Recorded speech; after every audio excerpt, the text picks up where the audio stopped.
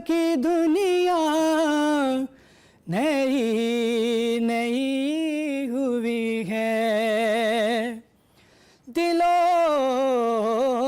निगाह की दुनिया नई नई हुई है। दुरूद पढ़ते ही ये कैसी रोशनी हुई है। मैं बस यूं ही तो नहीं आ गया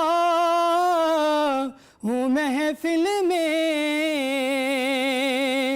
मैं बस यूं ही तो नहीं आ गया हूँ महफिल में, कहीं से इज़्न मिला है तो हाज़िरी हुई है। ये से उठाए जो मैं जा रहा हूँ जानिबे खुल्द, ये से उठाए जो मैं जा रहा हूँ जानिबे खुल्द, क्योंकि मेरे लिए मेरे आका ने बात की हुई है। मेरे लिए मेरे आका ने बात की हुई है।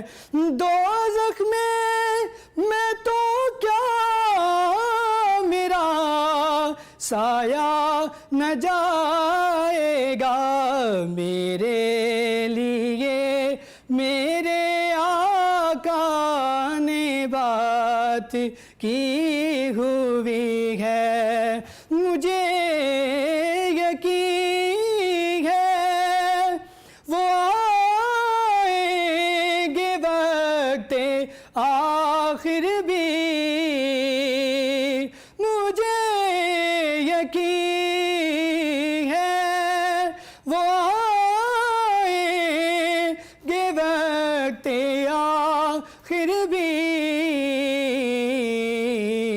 मैं कह सकूँगा ज़ियारत अभी अभी हुई है, मेरे लिए मेरे आका ने बात की हुई है।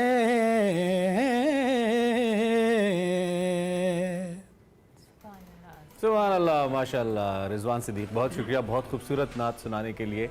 रिजवान हमारे साथ इस उम्मीद और दुआ के साथ कि आप खैरियत से हैं। आज दूसरा रोज़ा है और खैर रमज़ान के एक और सिलसिले के साथ मैं हूं इमरान हसन और मैं हूं अरमला हसन। उम्मीद करते हैं आपके रमज़ान का आगाज़ बहुत अच्छा हुआ होगा और आज दूसरा रोज़ा है और फॉर्चुनेटली आज मौसम भी बहुत अच्छा है।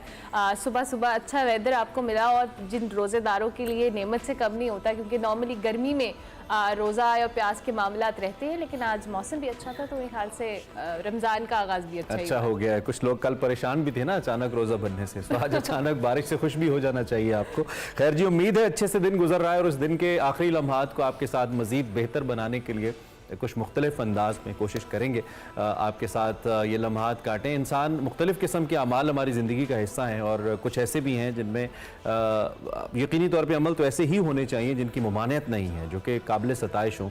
कुछ ऐसे अमर भी हम रोज़ाना की बुनियाद पे ख़ास तौर पे हम पाकिस्तान की अगर बात करें तो करते हैं जिससे बड़ा सख्ती से मना किया गया है और ये माशरे में बड़े बिगाड़ का बाइस बनते हैं। अगर वो अमाल बंद ना हुए या हम न रुके उन अमाल को करने से तो यकीनी तौर पे मज़ीद इससे भी बुरी हालत होगी। वैसे अभी बदतरीन सूरत हाल से हम गुजर ही रहे हैं। उनमें से एक अमल ज़ख़ीरा अंदोज़ी भी है पाकिस्तान जैसे माशरे के अंदर जिसको बुरा नहीं समझा जाता। लेकिन ज़ख़ीरा अंदोज़ी के हवाले से तो आज का हमारा मौजू भी यही है। लेकिन अल्लाह ताला की एक सिफ़त ये भी है कि वो मुआफ़ कर देते हैं। अगर सच्चे दिल से अपने गुनाहों पर या गलतियों से तौबा कर ली जाए और आइंदा ऐसा कोई काम ना करने का वादा किया जाए तो बेशक अल्लाह ताला बहुत मेहरबान है, वो माफ़ फरमा देता है और इसी में असल कामयाबी है।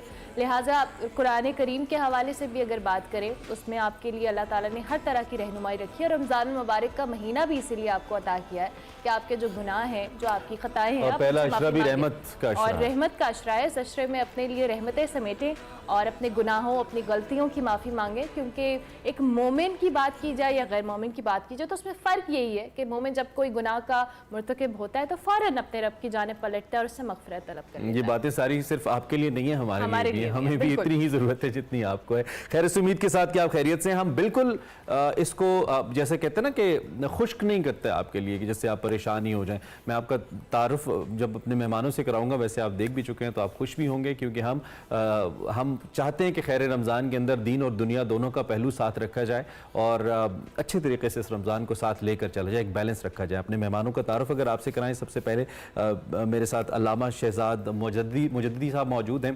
इनका तारुफ आप इनको जानते हैं, मुख्तलिफ टेलीविज़न शोज़ के हवाले से मुजद्दी साहब आते हैं, इस्लाम के हवाले से मुख्तलिफ जो नुकात हैं। और आज जैसे कि मैंने शुरू में ही जिक्र कर दिया, ज़ख़ीरा अंदोज़ी जो मोहल्ले की मस्जिद हमारा सेगमेंट है, उसमें अपने ख्यालात का इज़हार करेंगे। सो अल्लामा साहब, थैंक यू वेरी मच, आप तशरीफ़ लाए, आपने वक्त दिया। हमारे साथ बताने की जरूरत है, दिखा दें हमारे देखिए हमारे साथ कौन चीज़ मौजूद पड़ी है, उसके बाद आपको दिखाने क्या बताने की जरूरत थी। लोग वैसे हैरान हो रहे होंगे कि HBL PSL 8 की विनिंग ट्रॉफी साथ रखी, ये लोग इसकी बात क्यों नहीं कर रहे हैं? लेकिन हम बात क्यों करेंगे, हमारे लिए इसके गेस्ट मौजूद हैं, आतिफ राना साहब हमारे साथ मौजूद हैं। Thank you very much sir, कैसे हैं आप? ठीक ठाक हैं? बिल्कुल ठीक ठाक। मुझे तो लगा कि ज़ख़ीरा अंदोज़ी पे आपने मुझे बुला लिया।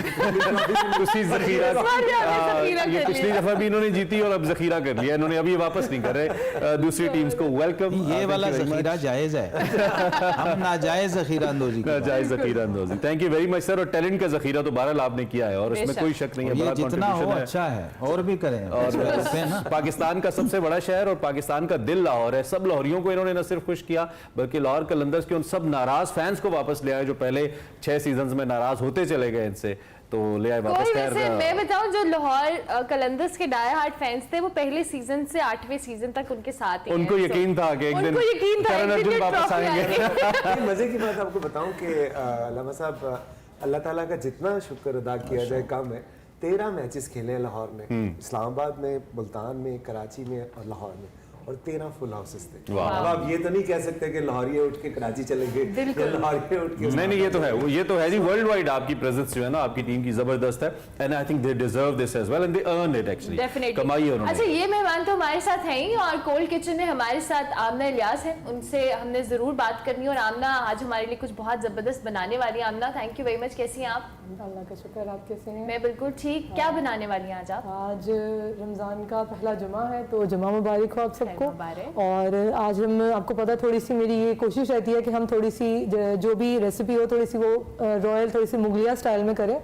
तो हम लोग जो हमारे सेट की वजह से तो नहीं फैसला किया, कुछ इसका भी मुझे असर हो रहा है। दूसरा ये कि हम सिकंदरी कबाब बना रहे हैं, तो थोड़ा सा डिफरेंट करने का एक कोशिश होती है। सिकंदरी कबाब बनेंगे, साथ में हमारा पाइनएप्पल चिकन सैलड है, और एक हेल्दी सा जो हम प्रोटीन शेक बनेगा डेट्स और बनानास के साथ। तो फुली हेल्दी जो है वो इफ्तारी तैयार हो रही है। बाय द वे, अगर हम थोड़ा सा इसका बैकग्राउंड पूछें कि इसको सिकंदरी क्यों ऐसे कहा जाता है, ट्रॉफी की मुनासिबत से कलंदरी प्लस सिकंदरी, ये आज का कॉम्बो हो गया, कलंदरी एंड सिकंदरी। चले ठीक है जी, जबरदस्त। We have all the colours जी। इसके अलावा हमारे पास कुछ और सेगमेंट्स भी हैं, आपको मालूम है कल कुछ सेगमेंट्स आपको नहीं दिखा पाएंगे, कोशिश करेंगे आज हम कमी पूरी करें, अगर हमारे सियासतदानों ने हमें इजाजत दी कि हमें लाइव कट्स पे ज्यादा ना जाना पड़ा। सो जनाब, मोहल्ले की मस्जिद हमारा सेगमेंट है, इसका तारुफ थोड़ा सा मैंने आपसे कराया, और वो ज़ख़ीरा अंदोज़ी के हवाले से आज जिस पे हमने बात करनी है, आपको मालूम है कि एक इंतहाई बुरा अमल नबी करीम सल्लल्लाहु अलैहि वसल्लम ने भी इसको करार दिया, इस्लामी नुक्ता निगाह से भी और माशरती नुक्ता निगाह से भी इसके बड़े बुरे असरात मुरतब होते हैं।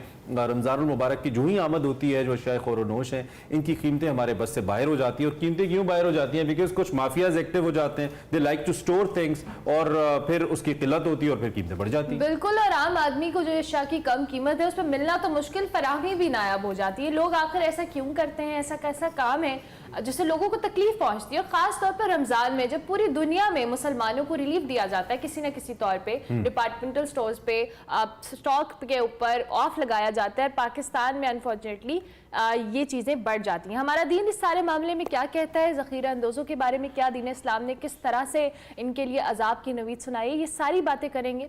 इस पे हमारे साथ अल्लामा शहजाद मुजद्दिद और साहब हैं। आजकल तो आटा एक बड़ी क्लासिक एग्जांपल है इसकी, जिस तरह की तरीके से आटे की, पाकिस्तान एक ज़री मुल्क है और यहाँ पे आटा नहीं है। अल्लामा खैर, साहब अल्लामा बिल्कुल साहब। इस मौजू के हवाले से ज़ख़ीरा अंदोज़ी ऑब्वियसली ये एक कोई बिल्कुल अच्छा अमल नहीं है, और ख़ासतौर पर रमज़ान मुबारक जैसे महीने के अंदर। बिस्मिल्लाहिर्रहमानिर्रहीम, अल्हम्दुलिल्लाहि रब्बिल आलमीन, वस्सलातु वस्सलामु अला अशरफिल अंबियाइ वल मुरसलीन व अला आलिहि व सहबिहि अजमईन। बहुत शुक्रिया। एक तो हमें ये समझना है कि मुसलमान जो है उसने सिर्फ खाना नहीं होता, उसने पाकीज़ा और तय्यब रिस्क खाना होता है। हमें हुक्म ये है कि कुलू मिन तय्यबात मा रज़क़नाकुम, अल्लाह ने फरमाया जो मैंने रिस्क दिया उसमें जो तय्यब और पाकीज़ा है वो तुमने खाना है। दूसरा ये कि जुल्मन या गस्बन या किसी का हक मार के या किसी को अजियत पहुंचा के आपने नहीं खाना। अब ये जो भी हम ज़ख़ीरा अंदोज़ी जो लोग कर रहे होते हैं या गरां फरोशी कर रहे होते हैं, या उससे उनका मकसद ये होता है कि हम इसको स्टोर कर लेंगे और फिर जब रेट बढ़ेंगे, डिमांड बढ़ेगी तो हम इसको महंगे दामों फ़रोख्त करेंगे। पीछे ज़ाहिर है कि आप इनकम के, अपनी कमाई के चक्कर में हैं।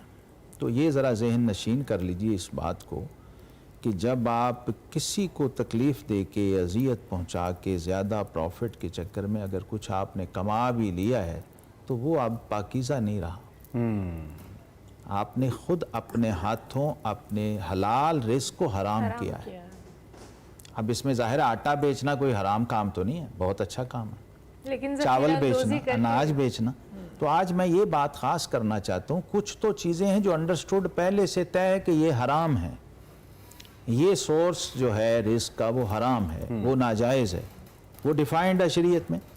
कुछ वो चीज़ें हैं जो बिल्कुल हलाल व तय्यब हैं, कपड़े का काम है, आटे का, गंदम का, चावल का, अनाज का, ये सारे जो हलाल सोर्सेज हैं आप खुदारा खुद अपने हाथों उनको हराम क्यों बना रहे हैं अपने लिए और नाजायज़ क्यों कर रहे हैं। एक चीज़ 10 रुपए की आम मार्केट रेट है उसका, आप उसको 20 की या 30 की बेच के ये समझ रहे हैं आपने अपने वो 10 जो थे उनको भी ख़राब कर लिया। पहले तो ये समझिए कि आप दूसरे को उतना हिट नहीं कर रहे हैं जितना आप खुद को कर रहे हैं। अच्छा, अपना ये आप तो बहुत बड़ा अलामा नुकसान आपको कर रहे हैं। मालूम है तो सोचता नहीं है कोई, और ताजरों से अगर ऐसी कोई बात करें तो उनके पास कोई ना कोई मंतक मौजूद होती है। मंतक तो यहाँ पे लोगों के पास उन अशिया के लिए भी मौजूद है जिसको कतई तौर पे मना कर दिया गया है। अब क्या बंदा तफसीलात में जाए। रियासत का क्या किरदार है जी इसमें? हम अगर नबी करीम सल्लल्लाहु अलैहि वसल्लम के दौर की बात कर लें या खुलफाए राशिदीन की बात कर लें तो उस दौर में भी ऐसे वाक़यात होते होंगे। बिल्कुल, तो रियासत का क्या जिम्मेदार किरदार है, है? रास्त रियासत जिम्मेदार है इसकी। देखिए वो आपकी जो बुनियादी ज़रूरियात हैं हर इंसान की, किसी भी रियासत में रहने वाले की, वो उस तक पहुँचना या उसे पहुँचाना ये रियासत की जिम्मेदारी है। और नबी करीम अलैहि सलाम ने फरमाया कुल्लुकुम राइन व कुल्लुकुम मसऊलुन अन रइयतिही, तुम में से हर कोई अपनी अपनी रैयत का जवाबदेह है, निगरान है, मसूल है, जवाबदेह है, उससे पूछा जाएगा। अब जिसका जो लेवल है, एक घर की रेंज में जो घर का सरबराह है वो जवाबदेह है, एक इलाके के अंदर जो इलाके का सरबराह है वो जवाबदेह है, एक स्टेट है तो उसका जो स्टेट हेड है उससे पूछा जाएगा। और सैयदना उमर बिन खत्ताब रजी अल्लाह तआला अन्हु की मिसाल मौजूद है। आपने फरमाया था कि फुरात के किनारे अगर बकरी का बच्चा भी भूखा मर जाए तो उमर उसका जवाब दे, उमर से उसका सवाल होगा, पूछा जाएगा। रोल मॉडल्स तो हमारे ये हैं। और दूसरा कुरान पाक ने ये कहा कि या अय्युहल्लज़ीना आमनू ला ताकुलू अमवालकुम बैनकुम बिल बातिल, ये भी बहुत काबिल गौर मकाम है कुरान पाक में। इमरान साहब जी, हमें कहा जा रहा है कि तुम अपना ही माल बातिल तरीके से न खाओ। इस्लाम का जो कॉन्सेप्ट ऑफ वेल्थ है ना, वो ये नहीं है कि जो मेरी जेब में माल पड़ा है वो ही मैंने उसी की हिफाजत करनी है, नहीं। हमें कहा गया ला युमिनु अहदुकुम हत्ता युहिब्बा लिअखीहि मा युहिब्बु लिनफ्सी, तुम में से कोई उस वक्त तक ईमान के कमाल को नहीं जा सकता जब तक कि वो जो चीज़ अपने लिए चाहता है और पसंद करता है वो अपने दूसरे भाई और इंसान के लिए भी उसको पसंद रखें। जो प्रायोरिटीज आपकी अपने लिए हैं वही दूसरे के लिए भी वही दूसरे के लिए भी होनी चाहिए। अब अगर आप अपने माल की हिफाजत और अपने माल के अंदर बढ़ोतरी तो चाह रहे हैं और उसका फ़ायदा चाह रहे हैं और इजाफा चाह रहे हैं, और दूसरे के माल के ऊपर आपने बुरी नज़र रखी हुई है, तो कुरान ने उसको हराम कहा मना है। फरमाया। और यहाँ उसको कमाल ये है, ये नहीं कहा दूसरे का माल ना खाओ, वाह। फरमाया वो जो माल है उसको भी उसी तरह अपना समझो जैसे तुम्हारा अपना माल है। वही राइट उसे भी दो ना जो अपने लिए सोच रहे हो। बिल्कुल सही, बिल्कुल सही। ये मौजू ऐसा है कि इस पे काफ़ी डिटेल में बात हो सकती है, और ख़ास तौर पे हम अगर अपने आसपास देखें तो मेरे ख्याल में लोगों को समझाने की ज़रूरत नहीं है कि ये मौजू है क्या। खैर, चूँकि आतिफ भाई भी हमारे साथ मौजूद हैं, हमने इस डिस्कशन को थोड़ा लाइटर मोड के ऊपर भी रखना है और साथ इन्फॉर्मेटिव भी रखना है, जिसके लिए हमारे साथ अलामा साहब हैं। आतिफ भाई, नहीं, मुझे तो लग रहा था कि आपने ट्रॉफी रख लेनी है। नहीं, मैं कह दिया। तो आपको किसने कहा है कि हम आपको वापस कर रहे हैं? ये तो हमारे बीच में पड़ी हुई है। हाँ, it looks really nice on our already side, ये by तो the way. कौम की है। हाँ, ये तो बहुत की है। लामा साहब ने ये claim जो कर आपने दूसरे सीजन तक, अब ये आपने एक ट्रेंड शुरू कर लिया, अब अगले इंशाल्लाह हम तो चूंकि सपोर्ट करते हैं, लेकिन ये जब जीती ट्रॉफी और जिस थ्रिलिंग मैच के बाद लाहौर कलंदर्स ने ये ट्रॉफी जीती, क्या ये एक्सपेक्टेड था कि ट्रॉफी इस बार भी कलंदर्स के पास ही आने वाली है, या था कि थोड़ा इन मैच पे, क्योंकि जिस तरह का मैच था हम सबकी धड़कनें तो तेज हुई भी थी। देखिए, बिलीवेबिलिटी की बात है ना, जिस तरह लामा साहब ने भी कहा कि सब ये ज़ख़ीरा अंदोज़ी पे बात हो रही है, बाकी चीज़ों पे लोगों को क्या होता है, लालच होता है। लोग यकीन नहीं करते खुदा ताला पे, वाह। मेहनत नहीं करते। वो कहते हैं यार हमें मिल जाए, किसी से छीन ले, ज़ख़ीरा अंदोज़ी कर ले, दूसरे की जेब से निकाल ले। कलंदर ऐसे नहीं करता। कलंदर जब आया था तो उसने प्लेयर डेवलपमेंट प्रोग्राम शुरू किया था, और उसने फिर वो हीरे जो शाहीन, हारिस, फ़ख्र, रब जमान और अब्दुल्ला, जो सिर्फ कलंदर्स के काम नहीं आए, पूरे पाकिस्तान के काम है। तो जब आप पाकिस्तानी नौजवान के लिए काम करते हैं, जो कलंदर ने किया, और पाकिस्तानी यूथ के लिए काम करते हैं, तो उस यूथ को जब एम्पावरमेंट मिलती है तो अल्लाह ताला ऊपर बैठा देख रहा होता है कि किसको इज्जत किस तरह से देनी है। तो ये ट्रॉफी जो है ये मेरी नहीं है, ये ट्रॉफी जो है प्लेयर्स की है, उनकी फैमिलीज की है, फैंस की है, और अल्लाह ताला की मेहरबानी से। तो इसलिए जब आपको उस पे यकीन कामिल है तो कैसे हो सकता है कि ये ट्रॉफी को वापस ले जाए? हम कुछ गलत करेंगे तो वापस जाएगी। बिल्कुल नहीं, ये जानी भी नहीं चाहिए। नहीं, मसला तो ये है कि मुल्तान भी बड़े ईमान यकीन से खेल रहा था, वो भी औलिया की जमीन है। मैंने खेल की बात नहीं की, हाँ। फवाद, मैंने बात की डेवलपमेंट की। अच्छा, मेरा सवाल यहाँ पे on behalf of all the Qalandars fans, जो आपने लास्ट लीग मैच खेला, जो पूल मैच लास्ट प्लेऑफ्स थे आके, वो आपने खेले, आखिरी मैच जो आपने खेला अगेंस्ट कराची, आई थिंक वो आप हारे और बड़े मार्जिन से हारे, देन पहला क्वालिफायर भी आप हारे, मजलूमों से जीतने को दिल नहीं। हाँ, तो वो उसमें लोग जरा बड़े परेशान हो गए, खास तौर पे जिनकी, और ऑब्वियसली मोस्ट फेवरेट टीम तो कलंदर्स ही थी सिंस स्टार्ट। तो कहीं ना कहीं टीम मैनेजमेंट के अंदर ये खफगी पाई गई कि खुदा ना खास्ता हम इन दी एंड जाके कोलैप्स ना कर जाएं। होता है ना, बंदा एक बड़ी टीम आ रही होती है और फिर चौक कर जाती है एंड पे आके, तो ऐसी कोई फीलिंग आई कहीं पे? नॉट एट ऑल, बिकॉज इसकी वजह ये है कि देखो, ये स्क्रिप्ट मैंने नहीं लिखा, ये स्क्रिप्ट जो है वो शाहीन ने नहीं लिखा, ये फैंस ने नहीं लिखा, ये अल्लाह ने लिखा। ठीक है, वो जिस तरीके से चाहता है आपको इज्जत देता है, ये तो है। सो जब हम वो मैच हार गए तो गेम है ना, हार जीत तो होती रहती है, बट हमें यकीन था उस वक्त भी। इवन आप ये सोचें कि लास्ट बॉल जो थी जिसपे 3 रन चाहिए, जी, मुझे नहीं पता, कैमरा डाला तो मैं हंस रहा था। You were very- लोगों ने मैं- मुझे कहा कि तू कैसे यही उस वक्त कह पूरे रहे थे। स्टेडियम में कोई वाहिद बंदा जो हंस रहा था, मेरा नाम मुझे वहाँ भी यकीन है। था ना कि हमने जीतना है। और मुझे ऐसा लगा राना साहब को स्कोर का नहीं पता, इसलिए हंस रहे हैं। नहीं, देखिए यकीन क्यों था, अगर मेरी जीत में कोई नुकसान होता तो शायद अल्लाह मुझे ना जिताता। तो इसका तो मेरा ईमान इतना पक्का है फवाद कि आपकी सोच है। देखिए, 5 लाख से ज्यादा बच्चों को ट्रायल करना, उनके डोर स्टेप पे जाके पूरे पाकिस्तान में फिरना, कम्युनिटी बेस्ड क्रिकेट करवाना, कलंदर्स हाई परफॉर्मेंस सेंटर बनाना, दुनिया के 4 मुल्कों से, Australia, England, south Africa, Namibia से कॉन्ट्रैक्ट करना, ये मेरे कॉन्ट्रैक्ट का हिस्सा नहीं था। ये कॉन्ट्रैक्ट मैंने अल्लाह से किया था कि तेरी मखलूक के लिए काम करूंगा, अजब तू देने वाला दे देना दे। ठीक है, चले आपको जरा रुकना पड़ेगा हमारे पास।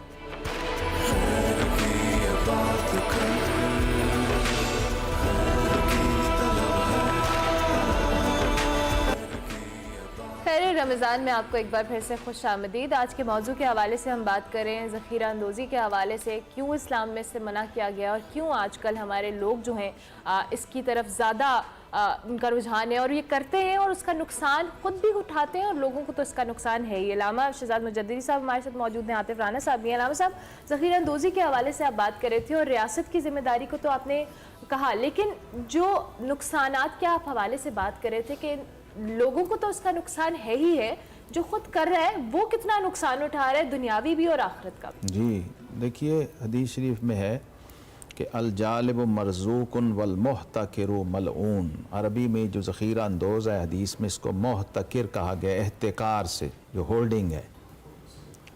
इसके ऑपोजिट भी एक चीज़ है, वो लोग उन्हें अप्रिशिएट किया गया है जो लोगों को प्रोवाइडर बनते हैं, जो लाते हैं मार्केट में चीज़ें, उसको अल जालिब कहा गया है।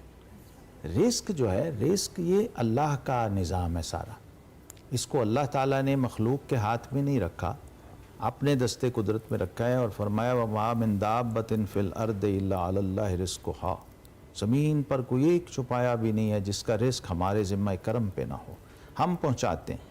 आपको सादत ये बख्शी थी कि अल्लाह ने आपको अपना लांगरी बनाया था दुनिया में, किसी छोटे पैमाने पे, किसी को बड़े पैमाने पे। अब यहाँ आप सिर्फ मखलूक के साथ ही नहीं आप डंडी मार रहे हो, 2 नंबरी कर रहे, अल्लाह की अमानत में आप ख़यानत कर रहे हैं, उसके निज़ाम रिस्क में आप डिस्टर्बेंस पैदा कर रहे हैं, तो उसको मलऊन फरमाया हदीस में, उस पर लानत है। और यहाँ भी आप सब जानते हैं कि वायरस 2 तरह का होता है, एक वो होता है जो मुतअद्दी है, फैलता है, एक वो है जो पेशेंट तक रहता है, इन्फेक्टेड बंदे तक रहता है, तो वो इतना खतरनाक नहीं है। ये वायरस जो है ये मुतअद्दी है, इसका नुकसान अमल आपने करप्शन की है, असरात इसका पूरा मुआशरा भुगतेगा। टेक्निकली मिसाल लोग देते हैं कि मेरी एक चीज़ है, मैं फॉर द टाइमिंग उसको नहीं बेचना चाहता और मैं चाहता हूँ कि जब इसकी कीमत बेहतर हो जाए मैं इसको तब बेचूंगा, इसको ज़ख़ीरा अंदोज़ी ही कहा जाएगा? जाहिर है इसी का नाम ज़ख़ीरा अंदोज़ी है। तो बल्कि क्या ये ये उसका हक नहीं है जिसकी ये चीज़ है कि वो जब चाहे इसको बेचे इस्लाम के मुताबिक? बदतरीन, हाँ, इसमें थोड़ा सा एक बारीक फ़र्क ये है कि एक ऐसी चीज़ है जो खाने पीने से मुतल्लक है, जैसे आटा है, अच्छा, जैसे चावल है, जो रोज़मर्रा की एक बुनियादी ज़रूरत है और हर शख्स के लिए वो यकसा है। अगर आप उसको, और हदीस शरीफ में ये अल्फाज हैं कि 40 दिन तक ये लिमिट है, अगर किसी ने किसी ऐसी चीज़ को जो हर बंदे की ज़रूरत है और आम ज़रूरत है, जिसको हम बेसिक नीड्स कहते हैं, ठीक है, अगर उसको आपने ज़ख़ीरा कर लिया है और इस नीयत से किया है कि जब रेट्स बढ़ेंगे तो मैं इसको फिर मार्केट में लाऊंगा, तो आप अल्लाह के ज़िम्मा करम से बरी होगा। अल्लाह ने आपसे अपना ज़िम्मा उठा लिया। सही। अल्लाह जब किसी फ़र्द से या मुआशरे से अपना ज़िम्मा करम उठा लीजिए, इमरान साहब उठा ले, तो आप सोचिए कि वो मुआशरा फिर दर बदर नहीं होगा, रुलेगा नहीं, ज़लीलो ख़ार नहीं होगा, तो और क्या होगा। और वो हम देख रहे हैं, वो हमारे यहाँ है। खैर जी, वो ज़ख़ीरा अंदोज़ी से हम शुरू से रिलेट कर रहे थे, मैं आतिफ भाई की तरफ देख रहा हूँ तो मुझे हंसी भी आ रही है कि अब ये ट्रॉफ़ी जो है ना PSL की, वो इनको ये हमारे साथ पड़ी भी है। और एक और बात यहाँ पे मैं आपको बताऊँ कि ये देखने में उस साइज से कहीं बड़ी लगती है, जिस तरह हम इसको कैमरा पे या फोटोज के अंदर देख रहे थे, मेरे लिए बड़ा सरप्राइजिंग था इसको देखना। तो अब ज़ख़ीरा की आदत जो लाहौर कलंदर्स को ट्रॉफीज की पड़ गई है, क्या वो PSL 9 तक भी जाएगी? और फिर एक और इनको ज़ख़ीरे की आदत है, वो अच्छे टैलेंट की है। इन्होंने कुछ लोग अपने पास ला के उनको फ्रीज कर लिया है, जैसे कि इनके कप्तान हैं, जैसे कि रऊफ हैं, वो इन्होंने फ्रीज कर लिया, वो इनके हो गए। उन्होंने कहा जी तादम मर्ग हम कलंदर्स के साथ हैं। मैं मुहावरतन कह रहा हूँ। सर ये क्या? देखिए, कल मुझे किसी ने ये सवाल किया ना कि देखिए आपने इतनी अच्छी टीम बनाई है, समीन राना है, वो प्लेयर्स के मामला देखते हैं, आकिब जावेद क्रिकेट देखते हैं और बाकी ब्रांड सारा आप देखते हैं, तो बाकी टीमों के साथ तो बहुत ज्यादती है। तो मैंने कहा यार ये कुछ सरफ के डब्बे से तो निकले नहीं तो ऑब्वियसली एक हमने अपना पूल इकट्ठा किया, वो शाहीन ले ले, हारिस ले ले। लेकिन जब शुरू में हमारे पास भी ये चॉइस थी, हमारी जब पहली अगर आप सीजन में चले जाएं तो हमारी 5वीं पिक थी राउंड के अंदर ना, तो सारे पिक कर लेते तो हमारी बारी आती थी। सो दूसरे सीजन में हमारे पास ये चॉइस थी कि अब दूसरों को कांटियां मारे, उनको अंडर द टेबल पैसे दें। हमने नहीं किया, हमने आकिब जावेद को रिक्वेस्ट की कि यार आप आए, और आकिब भाई को मैंने कहा पाकिस्तान आ रहे थे, उन्होंने कहा मैंने क्या करना आके, मैं कहा आपका नाम, उस वक्त अफगानिस्तान UAE के साथ, मैंने कहा ठीक आपका नाम आकिब जावेद है, मेरा नहीं, आपने मुझे बताना है कि मैंने क्या करना है। तो थैंक्स टू हिम कि वो आगे, और वो 3-4 साल प्रोसेस में टाइम लगता है सर। आप एक दिन में इस चेयर पर नहीं बैठे, मैं एक दिन में इस चेयर पर नहीं बैठा, अलामा साहब एक दिन में अलामा साहब नहीं बने। सो वो प्रोसेस हम कर रहे थे, लोग समझ रहे थे कि ये खेल तमाशे करते हैं, इश्तिहारी प्लेयर बनाते हैं, उनको बिलीव नहीं था, हमें बिलीव था। आतिफ भाई पे तो बहुत तनकीद हुई जब आप सीजन पे सीजन आ रहे आतिफ भाई खिलाफ जुलूस निकला। मेरी अपनी फैमिली मेंबर्स ने मुझे कहा कि यार इनसे आप जान नहीं छुड़ाओगे तो नहीं जीतेंगे। तो मैंने कहा चलो जीत के ही छुड़ाऊंगा। मेंबर्स ने भी कहा कि आप आतिफ भाई को अलग कर दें कलंदर से। बिल्कुल सही बात है, मैं आपको बताता हूँ कि देखिए फिर उसके बाद अभी हम कराची पिछले साल गए तो NED यूनिवर्सिटी में हम गए थे, शाहीन हारिस, तो वहाँ पे एक बच्चे ने सवाल किया कि जी आपने आप सारे अच्छे प्लेयर आपके पास है तो कराची को भी दे दें। तो वहाँ पे हमने कहा सोचना भी मना है। तो हमारे गाने का That was a hashtag. That was a सोचना hashtag। भी। वो सोचना भी मना अच्छा, ये है। एक जो प्लेयर्स की एफिलिएशन भी लाहौर कलंदर्स के साथ बहुत होगी। हम देख रहे हैं जो प्लेयर्स लाहौर के साथ हैं वो हैं और बड़े दिलो जान से हैं। हम शाहीन की बात करें, आरिस की बात करें, ये सारे वो प्लेयर्स हैं। राशिद खान ही है। राशिद खान, डेविड भी है। एग्जैक्टली, ये वो सारे प्लेयर्स हैं जो डे वन से हमेशा साथ हैं। अब जब जीतते हैं या हारते हैं, ऑब्वियसली वो टीम के साथ जो उनका एफिलिएशन है उसको मेंटेन रखना मैनेजमेंट के लिए भी एक बहुत बड़ा आर्ट है। ऑब्वियसली एक टीम का मेंबर है, वो शायद उसको अच्छी ऑफर आए, वो कहीं भी जा सकता है, बट आप लोगों ने उनको अपने साथ रखा हुआ है, इसकी क्या ट्रिक है, ये बताएं। देखिए वही बिलीवेबिलिटी की बात है। जब शाहीन को प्लेयर डेवलपमेंट प्रोग्राम से आया, हारिस प्लेयर डेवलपमेंट प्रोग्राम से आया, आपका ये जो क्या नाम है इसका जमान खान प्लेयर डेवलपमेंट से आया, अब्दुल्ला शफीक आया, फिर आपका कामरान गुलाम आया, फ़खर जमान आया। तो जब आप उस फैमिली के साथ ग्रो करते हैं ना तो अपनी फैमिली को कोई नहीं छोड़ के जाता, अनलेस एंड अनटिल के शरई तौर पे जाना पड़ता है। अच्छा, एक बात बताइए और ऑनेस्टली बताना है आपने, सबसे पहले शाहीन को कैप्टन बनाने की बात किसने की थी? ये आइडिया किसका था सबसे पहले कि शाहीन को ट्राई करते हैं? देखिए बात I mean you had Fakhar, potential है, आप बाकी प्लेयर्स भी हैं, सो शाहीन समीन का था, समीन और आकिब भाई। ऑब्वियसली आकिब भाई ने फिर उसको बैक किया और मेरा तो क्रिकेट से वैसे भी कोई ताल्लुक नहीं है। एंड तो आप मैं अग्री थे इस बात से, इस राय से आप अग्री थे या आप मेरा पहले? फर्क नहीं पड़ता है, मैं एग्री हूँ या डिसएग्री हूँ। डिसीजन उन दोनों का था। ऑब्वियसली क्योंकि क्रिकेट से मेरा कोई लेना देना नहीं है, so that is a no go area for me. जब पीएसएल आता है तो मैं तो टीम से नहीं मिलता, आकिब भाई और मैं नहीं मिलते, तो एक महीना आकिब भाई को जेल हो जाती है समीन के साथ। अच्छा, तो ओके। वो फिर वो दोनों वो करते हैं, मैं आउटसाइड द रिंग जो है वो सारे काम मैं करता हूँ। तो ऑब्वियसली क्रिकेटिंग डिसीजन है, वो नहीं दोनों का था। और मजे की बात ये है कि मुझे याद है कि जब वो डिसीजन लिया गया तो एक प्रोग्राम में इंजी भाई ने मुझे कहा कि यार आते तुम लोगों का बड़ा दिल करता है, वैसे तुम अभी नहीं जीतना चाहते, ठीक है तुमने शाहीन को बनाया लेकिन 2 साल और लगेंगे। अच्छा, आप सोचें कि 2 साल से हम मुसलसल कप्तान है। तो मैं वही आपको बता रहा हूँ, हम पर्सनैलिटीज़ के पीछे नहीं जाते, हम प्रोसेस पे बिलीव करते हैं। हमारा जो कलंदर है ना, हम उस कलंदर पे बिलीव करते हैं और अल्लाह ताला पे बिलीव करते हैं और अपनी मेहनत पे believe. so one of your Qalandars had a very expensive second last over, Haris Rauf, and he started crying as well। और जो हारिस फैंस हैं, हारिस का अपना एक बहुत बड़ा फैन बेस है ऑब्वियसली, वो बड़े परेशान हुए और फिर क्या शर्मिंदा थे हारिस के, मैंने बहुत एक्सपेंसिव ओवर कर दिया, मैच हाथ से निकल सकता था। मेरा ख्याल है उसको अच्छा नहीं समीन साहब लग के रहा गले था। लग के बड़ा नहीं, उसको अच्छा नहीं लग रहा था रोई कि हम आराम से जीत जाए, क्योंकि हमें 30-35 रन से एक्चुअली जीतना चाहिए था। बट देखो यही तो हुस्न है इस गेम का, मान यही तो हुस्न है कि एक इतना टॉप लेवल का बॉलर जिसने कभी आखिरी ओवर में इस तरह मार नहीं खाई, 20-25 रन नहीं दिए, अल्लाह की तरफ से वो ये मैंने बताया स्क्रिप्ट मैं नहीं लिखता, स्क्रिप्ट अल्लाह लिखता। चलिए, ये तो आपकी अपनी मेरा टीम की काम बात है है। मेहनत करना। मुल्तान के बारे में आपका क्या ख्याल है? बड़े कंसिस्टेंटली फाइनल खेल रहे हैं, रिजवान भी बहुत अच्छा खेलते आ रहे हैं, अच्छा खिला रहे हैं टीम को, आपका इस पे क्या टेक है? आपको पता है एहसानुल्लाह और दूसरा सामा मीर जी, वो भी हमारे प्लेयर डेवलपमेंट प्रोग्राम से। अच्छा, ब्रिलियंट। मुल्तान देखें हमारी अपनी टीम, सारी टीमें हमारी अपनी। ये फैंस जो है ना वो आपस में एक दूसरे के साथ जरूर करते हैं, बट एक्चुअली ये इतना खूबसूरत प्रोडक्ट पाकिस्तान की हिस्ट्री में बना है कि अगर इसको पीएसएल को पाकिस्तान के माथे का झूमर के तो ये बिलाजवाज नहीं होगा। सो टीमें सारी तगड़ी होती है, कोई नहीं कि जिम्बाब्वे ऑस्ट्रेलिया से खेल रहा है। सो हर एक के पास रिजवान है, बाबर है, उनके पास उधर शोएब भाई थे, फिर इस्लामाबाद में शादाब थे, कोयटा में सैफी भाई थे, नसीम शाह थे, हसनैन गप्टिल, बहुत अच्छी टीम थी इनकी। ये मैटर करता है कि आप जब ग्राउंड में उतरते हैं तो आपके दिमाग में क्या चीज़ होती है। जो बिलीव हमने ट्रांसफॉर्म किया अपने प्लेयर डेवलपमेंट प्रोग्राम के थ्रू, और जो बिलीव हम अल्लाह ताला पे लेके आए उस प्रोग्राम के थ्रू, क्योंकि अल्लाह ने खुद आके तो नहीं बताना होता कि मैं हूँ, वो अपने मज़हर दिखाता है, दिखाता है आपको कि हाँ मैं हूँ। तो जब उसने बनाया तो फिर आपस में एक फैमिली की तरह ही रहते हैं ना। और शाहीन कहता है कि ये कलंदर एक टीम नहीं है, एक फैमिली है, और ये पूरे पाकिस्तान की डेफिनेटली Brilliant, पूरे brilliant, पाकिस्तान की फैमिली। आप दोनों मेहमान तो हमारे साथ मौजूद हैं ही और हम मजीद डिस्कशन भी करेंगे। आशियाँ ने की क्या बात है, आपके आस्ताने की क्या बात है, आपके आस्ताने की क्या बात है। कितने नाने हैं उनके नवासे भी हैं,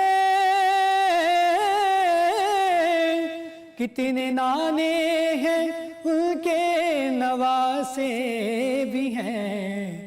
इब्ने हैदर के ना की क्या बात है, इब्ने हैदर के ना की क्या बात है, आपके आस्ताने की क्या बात है। फातिमा अली और हसन पे हुसैन, फातिमा अली और हसन पे हुसैन, मुस्तफ़ा के घराने की क्या बात है, पंजतन के घराने की क्या बात है, आपके आस्ताने की क्या बात है। वक्त रुखसत भी हो आका सामने, वक्त रुखसत भी हो आका हो सामने, ए कज़ा तेरे आने की क्या बात है, ए कज़ा तेरे आने की क्या बात है, आपके आस्ताने की क्या बात है। तक के हाकिम नकीरैन बोले मुझे, तक के हाकिम नकीरैन बोले मुझे, मुस्तफ़ा के दीवाने की क्या बात है, आपके आस्ताने की क्या बात है, आपके आशियाने की क्या बात है, आपके आस्ताने की क्या बात है। माशाल्लाह माशाल्लाह, बहुत खूबसूरत। रिजवान सदीक हमारे साथ मौजूद है। इसके बड़ा साथ बड़ी साथ बड़ा मीठा बहुत मीठा कलाम, बहुत मजा आया। चलें जी, और आतिफ राना साहब तो हैं, कोल्ड किचन में भी जरा चले जाते हैं, वहाँ पे जरा पूछ लेते हैं आमना से क्या हो रहा है। आमना क्या राना साहब को किचन से लिंक किया आपने? मैंने खाने की बात लाहौर खाने की बात की है ना मैंने। इफ्तारी के टाइम पे तो सबका ही खाने से ही थोड़ा रहता है। जरूरी है। घूम फिर के खाने पे बात आ जाती है। जी, अभी मैं फ्राइंग की तरफ जा रहे हैं हम, तो डालडा कुकिंग ऑयल में लूँगी, और इसमें बस अब हमने सिकंदरी कबाब को जो शैलो फ्राइंग करनी है, डीप फ्राइंग नहीं है। ये मैं थोड़ा सा ये ओपन नहीं किया जी, हुआ, जी, open it तो up। मैं इसको कर लूँगी। और बाय द टाइम मैं आपको सैलेड का बता देती हूँ। ठीक है, ये मेरे पास बॉइल्ड चिकन था, ये एक्चुअली इसको साइड पे कर देते हैं। बॉइल्ड चिकन क्यूब्स में मैंने इसको काट लिया है, और एप्पल है, ये भी क्यूब्स में कट कर लेंगे। और बाकी वही मैरिनेशन, कुछ ख़ास इसके अंदर सीजनिंग नहीं है। ये 1 कप क्रीम लेंगे,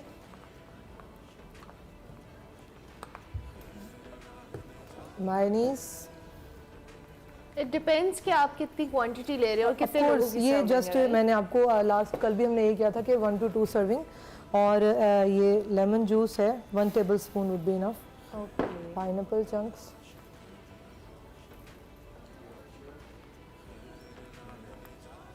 सिंपल एंड इजी। आपको पता है फ्रूट्स का रहता है रमज़ान में। रेजिन्स थोड़े से ऐड कर रही हूँ, और मिक्स करेंगे इसको।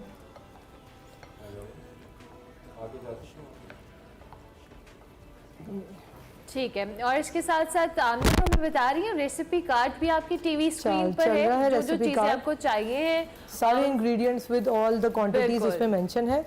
वो और आपको जस्ट ये देखिए जी, ठीक है। ये हमारा सर्विंग के लिए रेडी है। और और आपने ये कितने पीपल सर्विंग है ये जो रेसिपी आपने ये लिखी? 2 to 3 अब ये डिपेंड करता है कि कौन तरीके कितना से। खाता कौन है। कितना Otherwise- खाता है। हाँ जी, लेकिन नॉर्मली सैलेड जो है वो ये 2 to 3 पीपल के लिए इनफ होगी। अभी आप इसको कबाब को शैलो फ्राइंग करेंगी जी, and मैं then इनको you're कबाब good को to go? शैलो फ्राइंग करूंगी एंड देन सर्विंग होगी। और ये जस्ट मैंने जो डेट्स शेक है इसमें 2 मैंने लिए हैं बनानास Okay. और 10 डेट्स थे पिटेड, उनको मैंने डीसीड करके उनको मैंने उसके बाद जरा सा सोक कर दिया था और अब इसको जस्ट मैंने ब्लेंड करना है और फिर हमारा जो शेक है वो वो भी भी रेडी रेडी हो हो जाएगा। जाएगा। जबरदस्त, ठीक है। Since we need lots of- आज कोई अजान वाला रख लेते तो रोजा भी खोल ही लेते। तैयारी मुकम्मल है। वो भी है, इंतजाम पूरा हमारे पास मौजूद सारा है इंतजाम भाई। पूरा। चूंकि कैलोरीज इनटेक बड़ा ज़रूरी है, हम पूरी जब तकरीबन 14-15 घंटे का रोज़ा बन जाता है, शायद उससे भी थोड़ा सा ज़्यादा, तो अपनी कैलोरीज का जो एक वो लेवल है ना वो मेंटेन करना ज़रूरी है। इसलिए हमने साथ मिल्क शेक का भी एहतमाम आपके लिए किया, लेकिन आप वर्चुअली पी सकते हैं, फिजिकली तो नहीं पी सकते, खुद बना के पी सकते हैं। राना साहब हमारे साथ मौजूद है, क्रिकेटिंग डिस्कशन हमारी जारी है एंड ऑफ एयर हमारी कुछ बड़ी ज़बरदस्त बातें हो रही थी, वो ऑन एयर नहीं ज्यादा बातें ऑफ एयर जबरदस्त ज्यादा मजे की ऑफर, वायरल कंटेंट हमें ऑफर मिलता है, राना साहब ऑन एयर नहीं देते। Question that is asked a lot, हमने ना पूछा तो ज्यादती होगी, आप वैसे हमें जवाब दे चुके हैं। मेरे फवाद राना साहब क्यों नहीं आते, लोगों को नजर, लोगों को मीम्स बनाने का मौका नहीं मिल रहा, और आप जिस इंटरव्यू में बैठ रहे हैं ये सवाल पूछा ही जा रहा यार है ये आपसे। आई नो सवाल दैट। ये सवाल ही कर लेते हैं, आपको जंतरी पे ढूंढना चाहिए। क्यों? नहीं जंतरी पे ढूंढेगी तो वहां मिल जाएंगे आपको। लेकिन बात ये है अच्छा। ये आप मुझसे मिलना चाहते हैं ना, वो बता रहा हूँ। तो देखिए पहले हमारी जो ऑब्वियसली जो हमारी टीम की फिलॉसफी थी वो ये थी कि हमने यंग टैलेंट को सामने लेके आना। अब जब वो यंग टैलेंट सामने आ गया, अब वो शाहीन, हारिस, फ़खर, जमान, अब्दुल्ला शफीक, कामरान गुलाम, ये सारे आगे तो फिर ये हमारा फेस है ना, फिर शाहीन हमारा फेस फिर है। आप ग्राउंड में थोड़े परेशान तो हो जाया करें ना, ताकि लोगों आप को मीम्स हंसते बनाने का रहते हैं, मौका वो तो मिले। राना साहब होते थे, उनका बीपी हाई होता था, वो सर पे हाथ मार रहे हैं कभी कुछ, आप हंसते रहे थे पूरे ग्राउंड में बैठ के। मैं इसलिए हंसता रहता हूँ कि मैं तो जीत रहा हूँ, ऐसी बात अच्छा, का क्या HBL करें। PSL 8 में कोई ऐसा फ्रस्ट्रेटिंग, पता नहीं सही लफ्ज होगा, यानी कोई लम्हा आया जैसे हमने देखा कराची किंग्स के वसीम भाई कंप्यूटर को हिट करते हुए नजर आए, इससे अलावा येलिंग करते नजर आए बाबर आजम अपनी टीम के ऊपर, कुछ रन आउट्स ऐसे हुए, कोई ऐसा लम्हा आया जिसमें आपकी टीम मैनेजमेंट ओबियसली आपने कहा मेरा तो क्रिकेट से नहीं लेना देना होता ऑन द ग्राउंड, कोई ऐसा लम्हा हुआ जिसमें कुछ टेंशन होगी हो गेम के अंदर और then you had to come in and settle down? नहीं ऐसा कुछ नहीं हो सकता, क्योंकि उसकी वजह ये है कि आकिब भाई होते हैं ना, उधर समीन होता है, समीन ज़रा थोड़ा ज़्यादा उसको कंसर्न होता है, वो हर चीज़ को गौर से देख भी रहा होता है और एफर्ट भी कर रहा होता है। लेकिन आकिब भाई का और मेरा स्टाइल तो एक जैसा है। मुझे याद है कि हम जब, वही वाली बात है ना कि हम, एक मेरे दोस्त के साथ, तो उन्होंने कहा कि यार तू जो है अब क्या करें, तेरे चेहरे पर डिप्रेशन, फ्रस्ट्रेशन, टेंशन क्यों नहीं है? मैं कहा मेरे हाथ में ना बॉल है ना बैट है, जब एक चीज़ मेरे हाथ में है ही नहीं तो मैं उस पर क्यों टेंशन लूँ। देखिए हमारा काम है प्लेटफॉर्म प्रोवाइड करना, बाकी जीत प्लेयर्स की, हार हमारी है। हार इसलिए हमारी कि हमसे कभी कोई कमी कोताही रहेगी, कोई गलती, तो हम उसको अगली दफ़ा उसकी फिर इस्लाह कर देंगे। मुख्तलिफ शहरों में जाना कैसा है HBL PSL का? पेशावर के बारे में बड़ी बात हुई, आपके होम ग्राउंड पे तो मैचेस हो रहे हैं, आपके प्लेयर्स और उनको बड़ा फीडबैक भी मिल रहा है, बाकी कराची में भी, पिंडी में भी। पेशावर एक बड़ा अहम हमारी जगह है, क्रिकेट भी वहाँ से टैलेंट भी बड़ा अच्छा आता है, बाकी शहर भी हैं लेकिन बड़े शहरों की मैं बात कर रहा हूँ, तो आप इसको कैसे देखते हैं, ये कैसा फैसला होगा और ये क्या डुएबल है? देखिए यही Take it to the- to यही different तो cities. फ्यूचर था जब हमें ये टीम दी गई थी, तो यही कहा गया था कि जब इंशाल्लाह 2-3 सालों में ये पाकिस्तान वापस आएंगे और होम एंड अवे मैचेस होंगे। अब आप सारे मैच लाहौर में होम एंड अवे तो नहीं करा सकते ना, ये बहुत खूबसूरत कॉन्सेप्ट है और यही कॉन्सेप्ट है। कोयटा में खेले, पेशावर में खेले, और जो तो हमारी 6 फ्रेंचाइज हैं वो अपने अपने रिस्पेक्टिव शहरों में खेले, और उनका जो एक्सपेंस है वो उन रिस्पेक्टिव टीम का हो, उनकी इनकम जो है वो उन रिस्पेक्टिव टीम की हो। आप मुझे एक बात बताएं, अगर कोयटा की $1.1 मिलियन की इन्वेस्टमेंट है और कराची की $2.6 मिलियन की इन्वेस्टमेंट है, तो कराची ने डबल ऑलमोस्ट इन्वेस्ट किया। क्यों? क्योंकि कराची के स्टेडियम की कैपेसिटी 33,000 है, कराची की आबादी 2 करोड़ है, ठीक है, इसलिए वो महंगा है। लेकिन और लाहौर क्यों है 26 का? क्योंकि $25 मिलियन का या $2.5 मिलियन कि हमारी कैपेसिटी 25,000 है, हमारी आबादी 1.5 करोड़ है, तो कोयटा की आबादी 50 लाख है। तो अब आप मुझे बताइए, लेकिन हमारे यहाँ सिस्टम ये है कि जितनी इनकम आती है उस पर 6 का हम डिवाइड कर सकते हैं, सबको इक्वल पैसे आ जाते हैं। अच्छा। तो ये home and away is the future of this league. अगर इस लीग में और ये हो जाएगा, बात हुई है इस होना चाहिए, ठीक। होना अच्छा, चाहिए। फर्दर लाहौर कलंदर्स के क्या प्लान है? वैसे तो हर साल कुछ ना कुछ नई चीज़ आती है कलंदर्स की जानिब से, कोई इनोवेशन होती है, कोई ऐसा प्लान होता है, कोई अगले साल से पहले, अभी क्योंकि आपकी एक्टिविटीज़ तो पूरा साल जारी रहती है, कोई ऐसी एक्टिविटी जो आप लोग प्लान करें जो बड़ी यूनिक होने वाली है?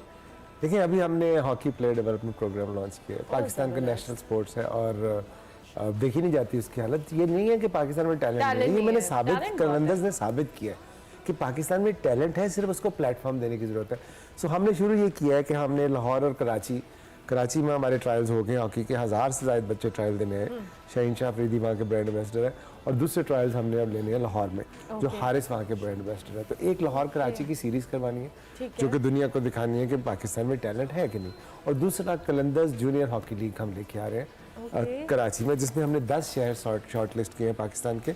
उनमें से हम ट्रायल करके टैलेंट हंट करके 15 रमज़ान से आप टूर्नामेंट देखेंगी स्पोर्ट्स चैनल के ऊपर, जो हमारे ब्रांड पार्टनर। और क्या ये नाइट रात में खेला जाएगा? जी रात में खेला अच्छा, जाएगा। great। रमजान से है ना। अच्छा, उसके बाद उसमें से जो best of the best talent होगा, 20 लड़के वो मलेशिया जा रहे हैं 5 मैच सीरीज खेलने के लिए, और वहां से फिर वो जूनियर एशिया कप हो रहा है अमान में, वो वहाँ पे आपको मई में नजर आएंगे। So, उसके बाद उनके साथ हम एक साल जो है अब ये काम हॉकी पे करें। आपका फोकस भी आ गया है, जबरदस्त। कोशिश है नहीं, अल्लाह And ताला who will be करे। the Akib Javed of hockey? Akib Javed, You had Akib Javed in cricket. Hockey में हमारे पास बहुत बड़े अच्छे नाम बड़ी हैं। मिथ है इमरान। तो पर्सनैलिटीज नहीं कुछ करती, प्रोसेस करते हैं। देखो हमने जो प्रोसेस पर्सनैलिटीज आती हैं उनको इनकरेज करने के लिए, ठीक है, हमारे जो ग्रेट्स हैं जो इतने भी हॉकी में गुजरे हैं वो इनकरेज करने के लिए। शहबाज सीनियर साहब उस दिन आए हुए थे ऑफिस और बड़े इंप्रेस हुए इस बात से कि यार पर्सनैलिटीज के इर्द गिर्द नहीं घूमता मैं, प्रोसेस बनाऊंगा। जिस तरह कलंदर्स में प्रोसेस है, Aqib Javed is just management kind of a thing, और वो मैं उनका काम है मैनेज करना। बाकी हॉकी में भी हम उस तरह का प्रोसेस लेके आएंगे। ये जो हमारा कॉन्सेप्ट है ना कि जी उसको उसकी आँख है या उसकी आई है। इसमें क्रिकेट में तो बहरहाल पीसीबी पीछे था, और पीसीबी बहुत बड़ा इदारा है फंड्स के लिहाज से भी, रीच के लिहाज से भी। इसमें क्या पीएचएफ का भी रोल है? उसी की वजह से तो मैं आया। हैदर हुसैन से मैं पिछले 2.5 साल से काम कर रहा हूँ। वो कराची हॉकी एसोसिएशन में थे। 2.5 साल में पिछले साल chief of army staff cup हुआ था। कराची की कोई भी क्लब 30 साल के बाद फाइनल में पहुंचा था, यहाँ पे लाहौर में खेलने आए। सो वो जब सेक्रेटरी बने ना, तो उसके बाद मैंने इस काम का बेड़ा उठाया, क्योंकि मुझे पता है कि अब पीएचएफ जो है वो गलत नहीं करेगा। सो नीचे से जो मैं टैलेंट ग्रूम करूंगा वो पीएचएफ उसको आगे फर्दर लेके जाएगा। जिस तरह इधर क्रिकेट में तो मेरे पास अपनी टीम है। हारिस रऊफ को तो किसी ने नहीं खिलाया था, तो मैंने खिलाया, वो बेस्ट बॉलर भी बना, उसको किसी ने नहीं खिलाया, उसको बिग बैश में डाला। वहां जाके जब वो इंटरनेशनल हेडलाइंस बनी तो खिलाना पड़ा। चले अब एक कंट्रोवर्सी थोड़ी सी कर लेते हैं ना। चले अब आप हर टीम को हर टीम को आपने एक मशवरा देना है। हमारे पास टाइम बड़ा कम रहेगा। इस्लामाबाद यूनाइटेड, दिल से जल्दी से। दिल पे भी गौर करें, दिल पे भी गौर करें। मुल्तान सुल्तान है ना, जो सुल्तान ही हो गया तो उसको जीत की जरूरत नहीं है। कोयटा ग्लैडिएटर्स, वो भाई है अपने, और उनके लिए दिल से दुआ है। दिल से दुआ है उनके लिए। पेशावर ज़ल्मी, पेशावर ज़ल्मी जाना मुश्किल काम है क्योंकि वापस नहीं आने देते। And last but not the least, Lahore Qalandars. Karachi sorry, मैंने किंग्स, द राइवल्स। जो किंग ही हो गया उसको क्या मतलब? नहीं, आपने वो मशवरा लेते नहीं किंग अच्छा, लाहौर कलंदर्स को भी कोई मशवरा अपने आप को ही देना चाहें? कि मेरे से जान छुड़ा ले। नहीं बिल्कुल नहीं, आपसे जान नहीं छुड़ानी चाहिए, तभी तो लाहौर कलंदर्स इतना अच्छा एक्सेल कर रहा है। That's amazing. चलें जी, we do have the time, right? नहीं, हमें ब्रेक है, हमने ब्रेक लेनी है। चलें जी, हम आते भाई, थैंक यू वेरी मच, आप हमारे साथ रहे, हमें बहुत ही अच्छा लगा। और हम ब्रेक में जरा इस ट्रॉफी के साथ कुछ तस्वीरें भी बनाएंगे हमारे, क्योंकि इसको भाई मेरे लिए सबसे अच्छी बात यह है, प्रेस्टिजियस बात यह कि इसे बड़े बड़े प्लेयर्स ने उठाया है, इसे बड़े बड़े स्टार्स ने उठाया है, तो हम बड़े लकी हैं even if we can touch it. और वो प्लेयर्स हमें कलंदर्स ने दिए हैं, इसमें इनका क्रेडिट है, इसमें भी कोई रही है। Once again thank you very much. जब भी आप आते हैं बहुत अच्छा लगता है। हमारा रोजा बहल गया इनकी वजह से। ब्रेक लेते हैं जी, ब्रेक के बाद आते हैं। कीप वॉचिंग खैर रमजान।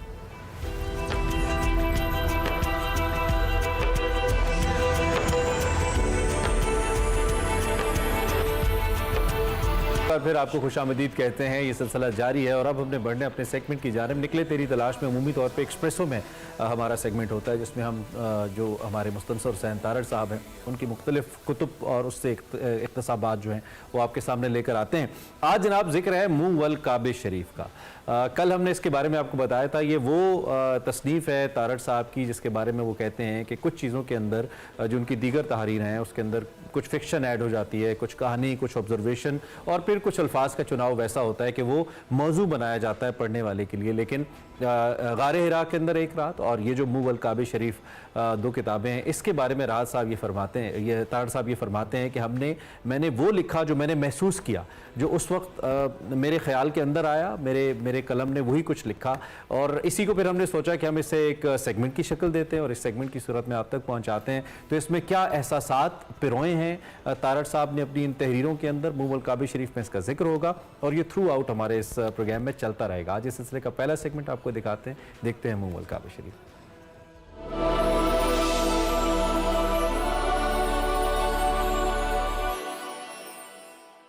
अस्सलाम वालेकुम नाज़रीन, मैं हूं वकार अहमद और आप देख रहे हैं निकली तेरी तलाश में। और निकली तेरी तलाश में हमने एक तब्दीली की है। रमज़ान का बहुत ही खूबसूरत और मुक़द्दस महीना है और इसी मुनासबत से हमने जिस किताब का इंतखाब किया है उस किताब का नाम है मुँह वल काबे शरीफ। मुस्तनसर हुसैन तारड़ साहब का लिखा हुआ एक बहुत ही खूबसूरत सफ़रनामा। हज पर लिखे गए सफ़रनामों की एक बड़ी खूबसूरत रवायत है और इस रवायत में आपको अकीदत भी मिलती है, मोहब्बत भी मिलती है, रूहानी तजर्बात भी मिलते हैं। और मुस्तनसर हुसैन तारड़ जो कि बरसगीर के नामवर तरीन सफ़रनामा निगार हैं और सफ़रनामों के हवाले से एक कमाल शोहरत रखते हैं। तो आप तख़य्युल में लाइए कि जब तारड़ साहब हज पर गए तो वो जो सफ़रनामा लिखेंगे तो वो कैसा सफ़रनामा होगा। वो मुँह वल काबे शरीफ जैसा सफ़रनामा होगा। बहुत ही खूबसूरत सफ़रनामा है और ये आप ज़रूर पढ़िएगा। इसमें तारड़ साहब के साथ जो गुफ्तगू है वो हम करेंगे, उनसे बहुत सारे सवालात पूछेंगे इस सफ़रनामे की मुनासबत से। उनका एक बहुत बड़ा तजर्बा है और उस तजर्बे के हवाले से हम रहनुमाई हासिल करेंगे। तो गुफ्तगू का आगाज़ करते हैं। बहुत शुक्रिया तारड़ साहब, आपने हमें ज्वाइन किया। पहला सवाल तो मेरा ये है कि जब ये सफ़रनामा आप खोलते हैं और आपको एक कारी को पता चलता है कि डॉक्टर अली शरीयती हैं जिन्होंने बहुत ही खूबसूरत तारीफ़ की है हज की डेफिनेशन जो है वो क्या है, उसमें उस डेफिनेशन में पूरी फ़िलासफ़ी जो है वो बयान हो जाती है। मैं चाहता हूँ, क्योंकि इस चीज़ ने आपको बहुत तहरीक भी दी और इसकी आपने बहुत तारीफ़ भी की इस डेफिनेशन की, मैं चाहता हूँ कि अगर आप ज़रा यहाँ पे बयान कर दें कि ये बेसिकली डॉक्टर अली शरीयती जो है वो क्या कहते हैं, हज के बारे में क्या कहते हैं कि हज क्या होता है। डॉक्टर अली शरीयती जैसा कि आप जानते हैं ईरान के बहुत बड़े स्कॉलर, मजहबी स्कॉलर भी, फिलोसफर और तरक्की पसंद सोच रखने वाले शख्स थे। और जाहिर है कि शाह जो था वो तो फिरौनों में से एक था, वो उसके ख़िलाफ़ जद्दोजहद कर रहे थे और शाह को वो पसंद नहीं थे, चुनाचे वो चले गए जिस तरह इमाम खुमैनी फ्रांस चले गए जी इसी तरह डॉक्टर अली शरीयती लंदन चले गए। तो उनकी मुतअद्दिद किताबें हैं मुख्तलिफ मौज़ूआत पे। तो ये महज़ इत्तफ़ाक़ है कि जब मैंने हज का कसद किया तो उनकी किताब है द हज, वो अंग्रेज़ी में मैंने पढ़ी सारी, वो मिल जाती है नेट पे अगर आपको ज़रूरत हो। और उसने मेरा ख़्याल है कि कहना चाहिए कि मेरे हज को ज़्यादा बामकसद कर दिया और मुझे ये मालूम हो गया कि इसकी तौजीह क्या है। ये सिर्फ रिचुअल्स का नाम नहीं है, इसमें और भी ऐसे बेशुमार इंडिकेशन है ह्यूमैनिटी के लिए जी जिन पर अमल करके आप बेहतर इंसान हो सकते हैं। तो उनकी एक जो थी डेफिनेशन हज की वो ये थी, और अंग्रेज़ी में जो था उनका लफ्ज़ कि a slave woman, A black slave woman ठीक, whose name was Hajra. Hajj is basically paying tribute to her. ये हज़रत हाजरा क्योंकि स्याफाम थी किसी हद तक और वो स्लेव भी थी पहले, तो यहाँ से वो शुरू करते हैं। तो मैं चाहूँगा कि मैंने कहा कि हज़रत हाजरा के हवाले से हज, और उनका कहना है कि हज का लफ्ज़ भी हाजरा से ही आया और उसकी वो फिर तफसील बयान करते हैं। और जब वो तफसील बयान करते हैं तो मालूम होता है कि हज के बेशतर जो हम अमल वहाँ पे करते हैं वो सारे हज़रत हाजरा से मंसूब। यानी कोई भी आप अमल ले लें, एक तो ये है कि उनकी आल औलाद ने खाना काबा तामीर किया, उनके खामंद हज़रत इब्राहिम ने खाना काबा को तामीर किया हज़रत इस्माइल के साथ। एक ये कनेक्शन बहुत बड़ा है।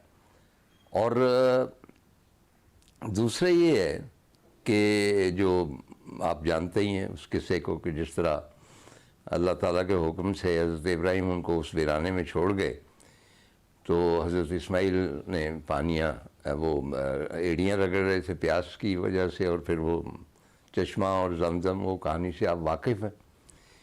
तो उस दौरान हज़रत हाजरा, ये मतलब ये सब लोगों को इल्म है, मैं सिर्फ उसको बयान कर रहा हूँ हज़रत हाजरा के हवाले से, कि सब लोग आज जो सही करते हैं जी तो दरअसल हज़रत हाजरा की पैरवी करते हैं, क्योंकि वो एक पहाड़ी से दूसरी पहाड़ी पे जाती थी कि शायद कोई कारवान आ जाए जिससे मैं पूछ सकूं कि पानी कहाँ है। फिर वो बेचैन होकर, बच्चा उनका दूसरी जगह था, उसके लिए बेचैन होती थी कि कहीं उसको कोई आफत नाजिल ना हो जाए, चुनाचे भागकर उधर जाती थी, फिर वो भागकर, ये सही थी।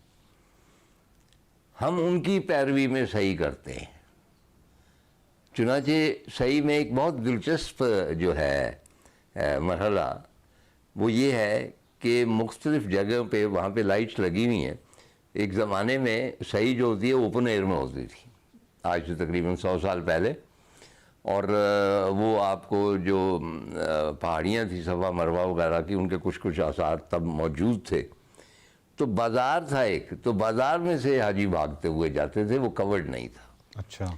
तो आज वो सारा कवर्ड है, एयर कंडीशन है, माशाल्लाह बहुत कंफर्टेबल हो चुका है। और वहाँ पे आप कुछ मुकामात ऐसे हैं और उनकी इंडिकेशन हो जाती है जहाँ आप पैदल नहीं चलते, जिस तरह आम चाल से नहीं चलते, बल्कि एकदम आप भागना शुरू कर देते। और ये वो मकाम है जहाँ हज़रत हाजरा जो थी वो भागती थी, यानी आप उनकी पैरवी कर रहे हैं। और इसमें इंटरेस्टिंग फैक्टर जो है ये भी शरीती साहब ने मुझे बताया कि औरतों पे जहाँ पे वो तेज़ भागते हैं उनके लिए ये लाजम नहीं कि वो तेज़ भागें, सिर्फ मर्द भागते हैं। इसलिए कि हज़रत आयशा, हज़रत अपना हाजरा ने जी वो जो भागी हैं बच्चे के लिए और उसकी प्यास के लिए, तो उन्होंने आइंदा आने वाले ज़मानों की जितनी औरतें हैं उन सब के लिए वो फ़र्ज़ अदा कर दिया है भाग दौड़ का, इसलिए उन पे लाजम नहीं है कि वो वहाँ पे भागें। उसके बाद ये कि भाई मैंने, आप जानते हैं कि पुराना जो था खाना काबा जी ओपन एयर था और एक किस्म की बैठक थी, लोग आके बैठते थे, कब्रिस्तान भी, ये वो सारा कुछ। तो मैं एक पुराना देख रहा था मखसूता, मेरा ख्याल है कि मार्टिन लिंक्स की किताब है हजूर के बारे में, Mohammad the prophet of God. तो उसमें एक नक्शा था, उसमें जो हतीम है, हतीम के साथ लिखा हुआ था हाजरा स्कर्ट, यानी हाजरा का लिबादा, जिस तरह औरत का लिबादा यूं करके होता है, इसी तरह वहाँ पे उसका पुराना नाम जो था हतीम का, वो हज़रत हाजरा से मंसूब था। उसी के साथ ये एक रिवायत मुंसलिक है कि हज़रत हाजरा दफन भी वहीं पे हैं आसपास, क्योंकि कब्रिस्तान ज़रूरी नहीं कि एग्जैक्टली वहाँ हो, लेकिन इर्द गिर्द आप सारा अच्छा। चुनाचे हज के बेशतर जो मनासिक है वो हज़रत हाजरा से मंसूब है। और ये देखें कितना बड़ा ट्रिब्यूट है। हमारे यहाँ पता नहीं कितनी डिस्कशंस होती हैं, बड़े आर्टिकल लिखे जाते हैं इस्लाम में औरत का मुकाम, वो लिखना ही नहीं चाहिए। वो हम जानते हैं क्या मुकाम है, वो तो ऑलमोस्ट मर्द से भी ज़्यादा बुलंद मुकाम है। आप देखें ना कि अल्लाह ताला के जो हजूर पेशी होती है वो हज़रत हाजरा के हवाले से होती है। और इसी तरह वो आगे चल के मैं बयान करूँगा कि शरीसी ने और कौन कौन सी चीज़ों के जवाज़ पेश किए हिस्टोरिकली, जो आप देख सकते हैं कि ये महज रिचुअल नहीं है, इनके पीछे एक दानाई पोशीदा है। और वो दानाई जो है वो आप उसको बरूए कार लाते हैं, एक किस्म की प्रैक्टिस करते हैं उस दानाई की। चुनाचे टू मी हाजिज हाजरा। बहुत शुक्रिया तार साहब। नाज़रीन, बात यह है कि डॉक्टर अली शरीयती ने जो डेफिनेशन की है बहुत ही खूबसूरत, और उसकी फ़िलोसॉफ़िकल जो इंटरप्रटेशन है बहुत अच्छी वजाहत जो है वो तार साहब ने अपने जवाब में दी है। और ये जो सवाल जवाब का सिलसिला है मुवल काबे शरीफ के हवाले से ये इसी तरह जारी रहेगा। कल फिर मुलाकात होगी, कल तक के लिए इजाज़त दीजिए।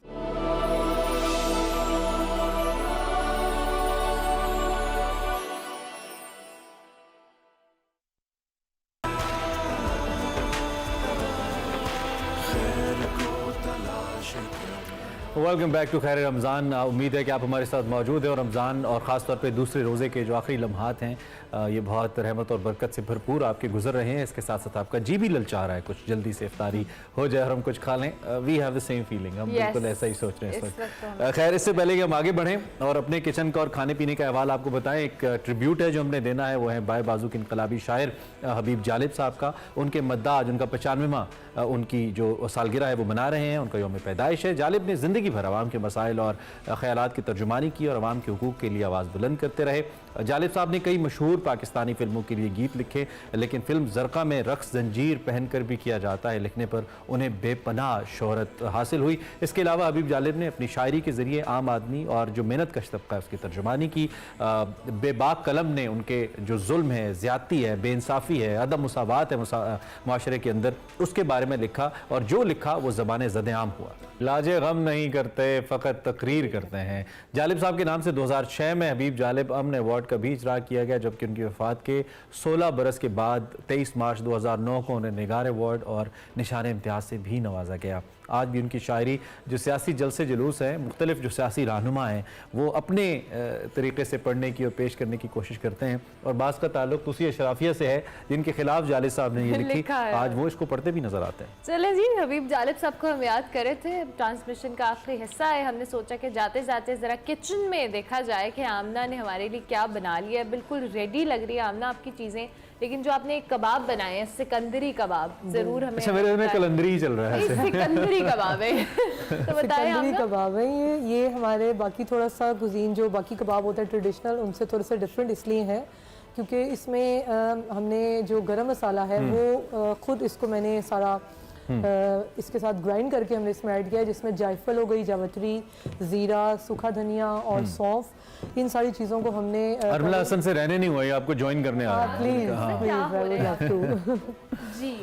तो इन सारे जो मैंने आपको बताया गरम मसाले उनको मैंने ड्राई रोस्ट करना है पहले, ड्राई रोस्ट करके देन फिर उनको हमने ग्राइंड किया है। और एक जो इसके अंदर स्पेशल चीज़ है जो इसको सिकंदरी बना रही है, इसमें मेवा जात जो है वो ऐड किए हैं, थोड़े से इसमें नट्स और बेसिक इसमें अंदर किशमिश डाली है, उसको मैंने चॉप करके, तो उसका तो फ्लेवर भी आता होगा। फ्लेवर बिल्कुल वो जो एक थोड़ा सा हमारा अफगानी टच आ जाता है। और ये स्क्रीन पे अरमला रेसिपी भी हम दोबारा कार्ड जी स्क्रीन पर है, सारे इसमें जो चीजें इस्तेमाल हुई हैं वो इसमें आपको नजर आ रही है, उनकी क्वांटिटी भी है जो भी इसमें डिटेल्ड उसके अंदर है। बाकी इसके साथ हम इसको जब इसको एक और स्टेप इसके अंदर ऐड इस तरह से करेंगे कि इसके अंदर इसको मैंने पहले स्टीम किया है। अच्छा, इनको आपने शेप दे दी, मैरिनेशन आपके सामने आ गई सारी। इनको chopped onion, ginger garlic paste और सारी सीजनिंग डाल के एंड देन शेप दे के इसको मैंने थोड़ी देर, बेहतर है कि आप इसको फ्रिज में रख दें, बट जब ये थोड़े से आपको लगे कि अभी सेट हो गए हैं देन इसको हमने स्टीम देनी है जी। इसको मैंने थोड़ा, क्योंकि उससे इसकी शेप बहुत अच्छी सी शेप भी पक भी जाएगा बिल्कुल। वो फिर आप क्योंकि ऑयल में आपको पता है कि हम लोग इतना ज़्यादा डीप फ्राई नहीं कर रहे हैं, हम शैलो फ्राइंग कर रहे हैं। शैलो फ्राइंग में गए हैं हम इसको डीप, इसको पहले हमने जब स्टीम दिया है देन उसके बाद हमने इसको ड्राई करके और फिर उसके बाद हमने इसको शैलो फ्राइंग किया, जो आपके सामने ही सारी प्रेजेंट किया इसकी साथ में। बहुत खुश शक्ल किस्म के कबाब है वैसे, सबर नहीं होगा। दिल तो कर रहा होगा आपका कि अभी रोजे का इफ्तारी का इंतजार करेंगे हम, ऐसा नहीं है, दिल तो बहुत कुछ करने को कर रहा है। अभी मेरा दिल कर रहा है मैं घर जाऊं। अच्छा, इसमें आम जो कोई ऐसी खास इंस्ट्रक्शंस जो आपने रेसिपी तो बता दी जो आम लोग घर पे इसको बनाना चाहती हैं हमारी खवातीन उनके लिए?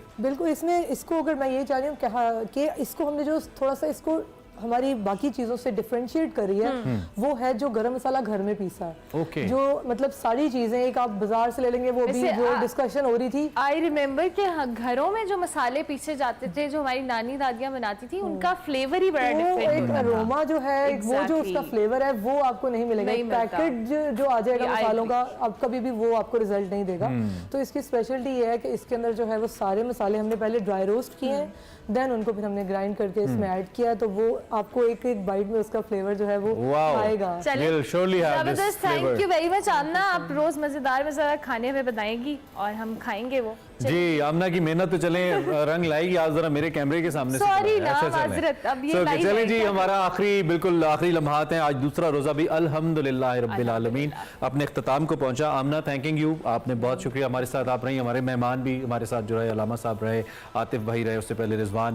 हम सब मेहमानों का भी एक बार फिर शुक्रिया अदा करते हैं। दुआ में याद रखिए जी, इफ्तारी के टाइम की जाने वाली दुआएं अल्लाह पाक कबूल फरमाते हैं। अल्लाह इस रमज़ान को हमारे लिए और आसानी का बायस बनाए और मुल्क पे रहमत का सबब हो। इसके साथ ही प्रोग्राम खत्म करते कल फिर मिलेंगे, तब तक के लिए अल्लाह हाफ़िज़। हैं। अल्लाह हाफिज़।